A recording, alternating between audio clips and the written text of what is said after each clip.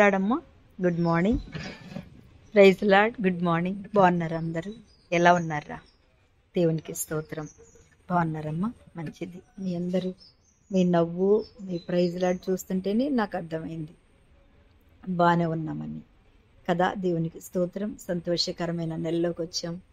దేవుడు కాపాడాడు. క్రిస్మస్ కంటే కాదు కానీ 12 నెలలు కాపాడిన ఆ దేవదేవునికి మహిమ కలుగును గాక. ఇంకా కొద్ది రోజులు ఉన్నాయి. మెలకుగా ఉండండి, ప్రార్థన చేయండి. ఏ కీడు శోధకుడు మన మధ్యలోనికి రాకుండా దేవుని యొక్క కాపుదల భద్రత మనందరికీ ఉండునుగాక. మీరు ప్రార్థన చేయండి, ఓకేనా? మంచిది. ఈరోజు ప్రభు మీతో మాట్లాడబోతున్నారు. నిజంగా మేము కేరళస్కి వెళ్ళాం. నిన్న ఒక ఇంటికి వెళ్తే ఆమంట రాత్రంతా కూడా ఫస్ట్ కేరళస్ అనమాట ప్రార్థన చేసిందంట. 2 గంటల వరకు ప్రార్థన చేసుకుందంట. దేవా, మా ఆత్మీయ తల్లి, మీ సేవకురాలు మా ఇంటికి వస్తున్నారు, నాతో మాట్లాడు ప్రభు.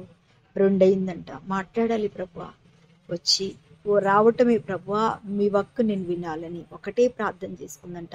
అది మాకు తెలియదు కదా, మేము వెళ్ళటమే. మేము కూడా ఎక్కువసేపు కూర్చోలేదు, ఎక్కువ టైం తీసుకోవట్లేదు, ఎందుకంటే చాలా ఉన్నాయి కాబట్టి. మేము వెళ్ళటమే పాట స్టార్ట్ చేసాం. పాట స్టార్ట్ చేయగానే నా చేయి పట్టుకుని ఆమె తగిలిందంతే. పరిశుద్ధ ఆత్మతో నింపబడి చాలా నాతో వచ్చిన మా సహోదరులు మేము ఆమె పరిశుద్ధాత్మలో చాలా ఆనందించాం. పరిశుద్ధాత్మతో తాగుతుంది. వీళ్ళు కూడా నాట్యం చేస్తున్నారు, ఆమె భాషలతో మాట్లాడుతుంది. దేవుని బిడ్డలారా, నిజంగా దేవుని యొక్క సన్నిధి ఎలా ఉంది అంటే ఆమెతో దేవుడు మాట్లాడారు. పరిశుద్ధాత్మ ద్వారా దిగివచ్చి ప్రవచన వాక్కుల చేత ఆమెతో దేవుడు మాట్లాడారు. ఎలా ఉందంటే, మరియ గర్భంతో ఉందని ఎలిజబెత్ విన్నప్పుడు వాళ్ళ ఇంటికి వెళ్ళంగానే మరియ ఎలిజబెత్ గర్భంలో ఉన్న బిడ్డ గంతులేసినట్టుగా, మరియను ప్రవచించినట్టుగా ఎలిజబెత్, నిజంగా వారిద్దరి కలయిక పరిశుద్ధ ఆత్మ ఎంత అద్భుతం చేసిందో అలాంటిది ఈ రోజు నా ఇంట్లో ఆ కార్యమును దేవుడు జరిగించాడు. దేవునికి మహిమ కలుగును గాక. చెప్పండి. అంత వచ్చేసేటప్పుడు చెప్తుంది, అక్క దేవుడి రోజు నేను రాత్రి 2 గంటల వరకు నిద్రపోలేదు, ప్రభు నా ఇంటికి వస్తున్నారు, నాతో మాట్లాడాలని, నా కష్టమంతా దేవుడు మాట్లాడారని ఎంతో ఆనందపడింది. దేవునికి స్తోత్రం కలుగును గాక. ఆమేన్. మీరు కూడా మీ ఇళ్ళకు వచ్చినప్పుడు అమ్మ ప్రార్థన చేసుకుని రెడీగా ఉండండి. మీ ప్రార్థన బట్టి దేవుడు అద్భుతముగా మీ ఇంట్లోకి వస్తాడు. ఈ రోజు కూడా మాట్లాడారు. నువ్వే ఇంటికి, ప్రతి ఇంటికి వెళ్తున్నావో ఆ ఇంట్లో నేను ప్రార్థన చేసి నేర్చుకుంటున్నావు. ఇది మొదలుకొని ఏ గృహంలోకి వెళ్ళినా మీరు మాకంటే ముందుగా గృహాన్ని దర్శించాలి, మీరు మాకంటే ముందుగా ఆ ఇంటిని దర్శించాలి, మీరు మాకంటే ముందుగా ఇంట్లో కార్యం చేయాలని అలాగే దేవుడు మాట్లాడి ఉన్నారు. ఆమేన్. నిజంగా దేవుడు మన ఇంటికి వస్తున్నాడు. ఆమేన్. హల్లెలూయా.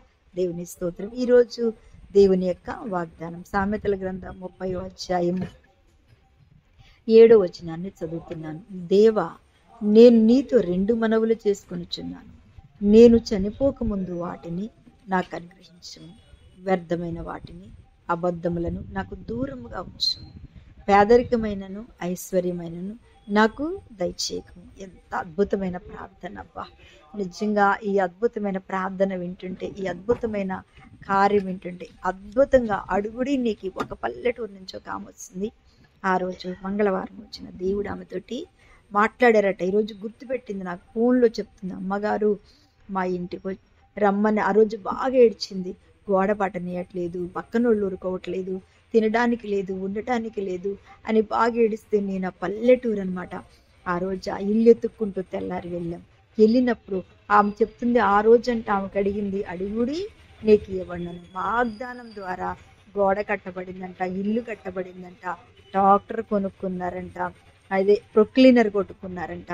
దేవుడు పిల్లల్ని ఆస్వాదించాడు. అమ్మగారు నా ఇల్లంతా రూపురేఖలు మారిపోయిందమ్మా, మీరు ఎప్పుడు వచ్చి నా ఇంట్లో అడుగు పెట్టండి అని ఫోన్ చేసింది. నిజంగా దేవుని స్తోత్రం. దేవుడు చక్కగా అడుగుతున్నాడు. ఈయన ఎంత అద్భుతమైన కార్యాలు దేవుడు చేస్తున్నాడు చూడండి. ప్రభు అడుగు పెడితే, దేవుని సావుకులు అడుగు పెడితే మన ఇల్లు చాలా దీవించబడుతుంది. నేను నీతో 2 మనవులు చేసుకున్నాను. నేను చనిపోక ముందు వాటిని దయచేయండి. అది నేను చనిపోకముందు నా పిల్లల ఉన్నత స్థితి చూడాలో, నేను చనిపోకముందు నా పిల్లలు గొప్పోళ్ళైపోవడం నేను చూడాలో, నేను చనిపోకముందు నా పిల్లలు కోటీశ్వర అవ్వాలని, అది కాదు కోరిక. నేను వ్యర్థమైన వాటిని, అబద్ధములను నాకు దూరముగా చెయ్యి. ఎంత అద్భుతమైన మాట! అబద్ధములు, వ్యర్థములు ఇవన్నీ కూడా వేస్ట్. తర్వాత పేదరికమైనను ఐశ్వర్యమని నాకు ఇవ్వద్దు, ఎందుకంటే తగినంత ఆహారం నాకు దయచే. చూడండి ఎంత అద్భుతమైన కోరిక కదా దేవుని బిడ్డలారా. నువ్వేం కోరుకుంటున్నావు? పేదరికమైనను ఐశ్వర్యమని వద్దంట కదా. వద్దు. ఏంటంటే వీటి వల్ల నేను నిజంగా ఎంతటి అపాయమునకు గురవుతానో, ఎంత శోధనకి గురవుతానో.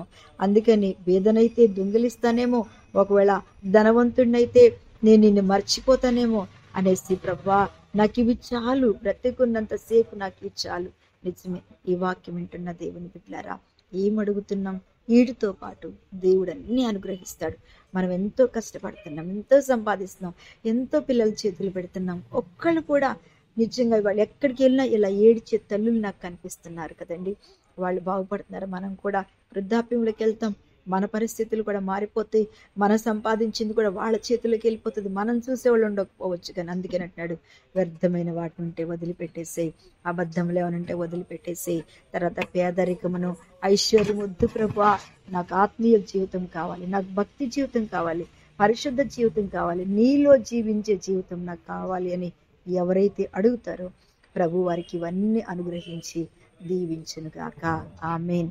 నిజంగా ఈరోజు నీకు ప్రభు అది కావాలని కోరుకో, అది ఖచ్చితంగా ప్రభు నీకు ఇస్తాడు. కళ్ళు మూసుకోండి, ప్రార్థన చేస్తాం. మహాపరిశుద్ధుడా, మహిమ కలిగిన తండ్రి, స్తోత్రములు. ఈ దినమున మాతో మాట్లాడి ఈ సన్నిధిని ప్రభు మాతో ఉంచి నాయన ప్రతి ఒక్క బిడ్డను దీవించి ఆశీర్వదించి వారికి తోడుగా ఉండమని యేసు నామమున నడుచున్న తండ్రి. ఆమె ప్రైజ్ రాడమ్మ. దేవుడు మిమ్మల్ని దీవించి ఆమె.